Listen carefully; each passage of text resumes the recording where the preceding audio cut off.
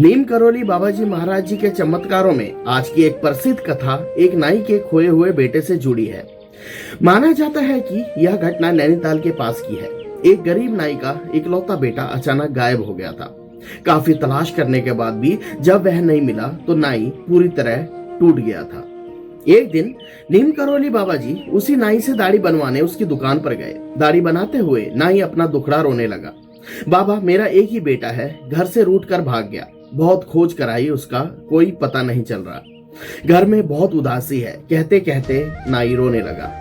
किसी के आंसू तो महाप्रभु जी देख ही नहीं पाते थे। बाबा द्रवित हो गए और बोले, आ जाएगा।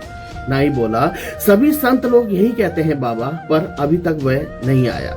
नाई के ऐसा कहते ही बाबा जी ने लघु शंका निवृत्ति की अपनी इच्छा कही और बाहर चले गए। तब तक केवल एक तरफ की दाढ़ी बनी थी। फिर कुछ देर बाद बाबा जी फिर आ गए और दाढ़ी बनवाकर जाते हुए बाबा जी ने कहा कि तेरा बेटा जल्द आ जाएगा।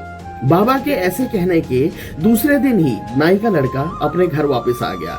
नाई के पूछने पर कि कहाँ थे, कैसे घर आए, तो लड़के ने बताया, कल सुबह होटल में जब मैं बर्तन धो रहा था तो साधु जैसा कोई आदमी मेरे पास आया और मुझसे कहा कि जल्दी घर जा, तेरी गाड़ी छूटने वाली है। तेरा बाप तुझे बहुत याद कर रहा है। उसने ही मुझे टिकट के पैसे भी दिए और बापू उसकी आधी दाढ़ी बनी हुई थी। मैं फौरन चला आया। नाई इन सब बातों को सुनकर हतप्रभ हो गया। वह समझ गया कि वह साधु और कोई नहीं, स्वयं नीम करौली बाबा जी महाराज ही थे।